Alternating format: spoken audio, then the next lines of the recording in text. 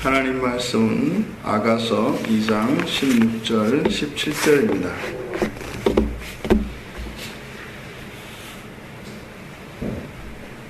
아가서 2장 16절 17절 말씀 제가 봉독하겠습니다. 내 사랑하는 자는 내게 속하였고 나는 그에게 속하였도다. 그가 백합화 가운데서 양떼를 먹이는구나. 내 사랑하는 자야, 날이 저물고 그림자가 사라지기 전에 돌아와서 베데르산의 도루와 어린 사슴 같을지라. 아멘. 본문에서 술람 여인은 내 사랑하는 자는 내게 속하였고 나는 그에게 속하였도다. 이 말의 순서가 이제 원문하고는 반대로 되어 있습니다. 그래서 지금은 우리말 성경에서는 내 사랑하는 자가 내게 속하였다라는 말이 먼저 나옵니다만 원문에서는 내가 그에게 속하였고 그가 나에게 속하였다. 그래서 내가 먼저 그의 소유됨. 우리가 저녁 시간에도 이사야서 43장을 가지고 같이 묵상을 하면서 하나님께서 우리를 소유하신다. 너희들은 나의 백성이다. 이렇게 말씀하시고 나서 곧바로 나는 또한 너의 하나님이다 라고 하였던 이 연합의 교리에 대해서도 말씀을 드렸었는데 동일한 문맥입니다. 그래서 이것이 다른 종교에서는 이것은 감히 생각할 수도 없는 그러한 개념이 하나님이 우리의 하나님, 나의라고 하는 소유됨, 또 반대로 우리가 하나님의 소유됨. 그래서 하나님과 우리가 서로가 서로를 소유하고 서로가 서로에게 소유되어지는 하나님이시며 신성을 가지신 분이시며 인성을 가진 사람이 신성을 가진 하나님과 하나 된다는 것은 불가능한 일입니다만 그렇게 하나와 하나로 연합되는 것처럼 표현되어지는 이 표현들은 바로 존재론적으로는 뛰어넘을 수 없는 무한대의 질적 차이가 있음에도 불구하고 마치 친구와 같이 또한 동일한 존재와 같이 우리를 대하여 주시는 것으로 하나님의 신성이 가벼워지는 것이 아니라 하나님께서 우리 사람들을 향하여 특별히 그 가운데 선택하신 하나님의 백성들에 대하여 가지신 그 사랑의 크기가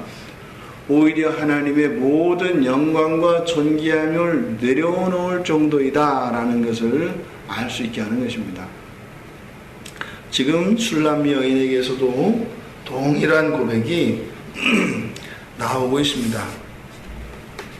하반절에 그가 백합화 가운데서 양떼를 먹이는구나 이렇게 이야기를 하는데 여기서 백합화라고 하는 것은 솔로몬 왕이 거하는 그 궁전의 왕비들과 또한 그 왕후들 솔로몬을 둘러싸고 있는 그런 모든 여인들을 뜻합니다. 그 가운데에서 양떼를 먹인다라고 하는 그래서 이 양과 이 꽃 백합화들로 구별이 되어지고 있는데 지금 왕의 관심은 양떼에게 있고 왕의 주변에 있는 것은 주변에 있는 백합화와 양떼가 대비되어지고 있습니다. 이런 백합화들은 이 목자가 양을 치고 있는 그 환경에 대하여 아름다움을 더하여 줍니다만 이 목자의 마음을 다 차지하지는 못합니다. 목자의 마음은 양떼에 있기 때문입니다.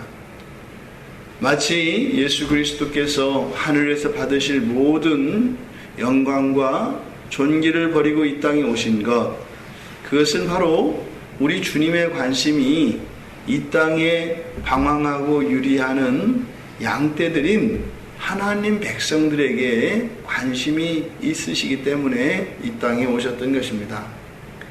바로 술람 여인은 지금 이 노래를 하며 예수님의 관심이, 주님의 관심이 나에게 있다라고 하는 것을 알고, 또한 나 또한 그 하나님께 온전히 속한 것이라고 하는 이런 신앙의 고백을 하고 있는 것입니다. 이어서 17절에서 나의 사랑하는 자야, 날이 기울고 그림자 갈 때에 돌아와서 베데르 산에서의 노루와 어린 사슴 같아여라. 16절에서는 완전한 연합에 대해서, 그리고 주님의 사랑이 나에게 있다는 것을 확신하는 그런 신앙의 고백을 하였는데, 17절에서는 분위기가 바뀝니다. 날이 기웁니다. 해가 저무는 그의 저녁 되는 곳, 모든 들짐승들과 사람들이 집으로 안식을 위하여 찾아 들어가는 시간입니다.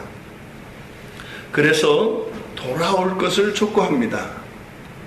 이제 밤이 되면 새들도 둥지에 깃들이고 산 짐승들도 자신들의 그런 거처로 다 돌아가서 이제는 쉼의 시간을 가지게 되는데, 지금 술람미 여인의 마음속에는 그 사랑하는 님이 함께 있지 못함으로 인해서 돌아올 것을 촉구하고 있는 것입니다.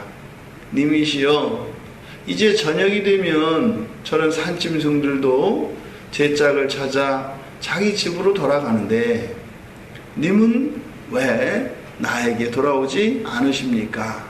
어서 돌아오십시오 라고 하는 간절한 그리움에 대한 16절이 연합에 대한 교리를 이야기함으로써 당연한 것이 주님과의 연합의 상태라고 이야기를 하면서, 이 17절에서는 지금 그렇게 연합되어 있어야 할 그 님이 함께 있지 못한 것으로 인해서 시리운 가슴을 표현하고 있다 이 말입니다.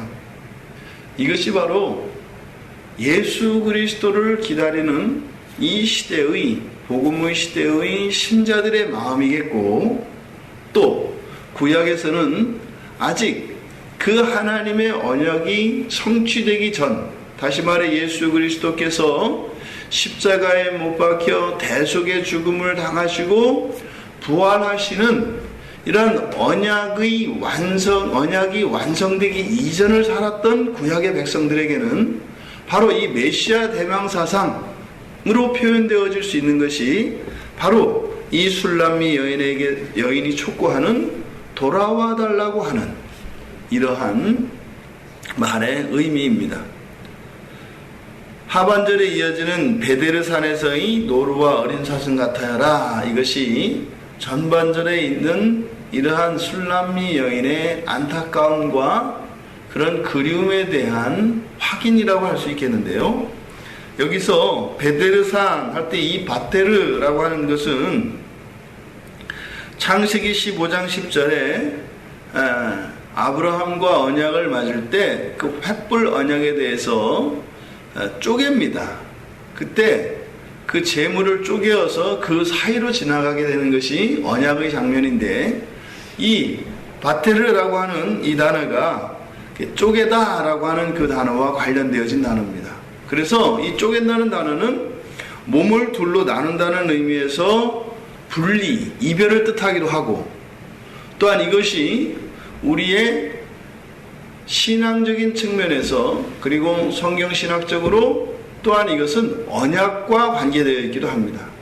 그러니까 이 바테르산이라고 하는 의미는 바로 지금 이별해 있는 현재의 상태를 이야기하는 거예요. 그래서 바테르산에서의 노루와 어린 사슴 같아여라, 그러니까 이별의 상태에서 아직 완전히 연합되어지지 않은, 아직 완전히 가족이 다 함께 있지 않은 그러한 상태에서의 노루와 어린 사슴으로 이야기함으로써 연합될 날을 기다리는, 그 연합되지 않은 현재의 상태에 대한 목마름을 나타내면서 또한 동시에 이 바텔산이 가지고 있는 언약이라고 하는 측면을 통해서 하지만 이러한 이별과 이러한 분리가 영원한 것이 아니라 이것이 비극의 운명의 결과가 아니라 장차 성취되어질 완전한 연합에서의 영광과 그 기쁨을 배가시키는 것이다 라고 이야기하는 것입니다. 비록 지금은 주님과 떨어져 있지만 주님의 빈자리가 나의 삶 속에 여전히 고독과 때로는 외로움으로 엄습하기도 하고 또한 주님이 계시지 않은 것으로 인하여 나의 삶이 때로는 힘들기도 하고 어려움 속에서 고난을 감당해야 되는 것이지만 이것이 나에게 슬픔이거나 절망이거나 아픔이 아니라 장차 주님이 다시 재림하시는 그날에 이제는 더 이상 이별이 없는 그 영원하고 완전한 연합의 영광을 더할 것이다 라고 하는 강한 신앙심이 나타나 있는 것입니다. 계시록 22장 20절에서도 주님께서 내가 진실로 속히 올 것이다 라고 말씀을 하시지 않습니까? 또한 베드로 사도가 베드로전서 1장 8절에 보면 예수를 너희가 보지 못하였으나 사랑하는도다. 왜요? 언약 안에서 또 주님이 하셨던 그 모든 말씀이 반드시 성취될 것을 믿기 때문인 것입니다. 아직 주님이 오시기 전이기 때문에 여전히 우리의 삶 속에는 여러 가지 필요한 것이 있고 부족한 것이 있고 또 우리에게 있어야 할 것들 많이 있을 줄로 압니다. 이런 것들이 생활의 불편으로 어려움으로 또한 관계의 갈등과 여러 가지 예기치 않았던 불편한 이러한 사건들 상황들이 생기기 마련입니다. 하지만 이런 것들이 우리로 하여금 슬프게 하거나 힘들게 하거나 낙심케 하는 것이 아니라 오히려 다시 오실 예수 그리스도를 바라볼 수 있는 근거가 되게 하고 동기가 되게 하고 또 주님을 다시 만나는 그날에 그 이전까지 있었던 이런 모든 근심과 시름과 아픔으로 인하여 주님과의 재획, 주님과의 완전한 연합이 더욱 빛날 것이라는 것입니다. 그래서 우리는 이 세상에서 다시 오실 주님을 바라보는 이 재림의 신앙을 가지고 살아야 할 것입니다. 그랬을 때 우리의 신앙이 힘을 잃지 않고 빛이 발하지 않으며 세상과 타협하지 않는 올곧은 순결한 신앙이 될 줄로 믿습니다.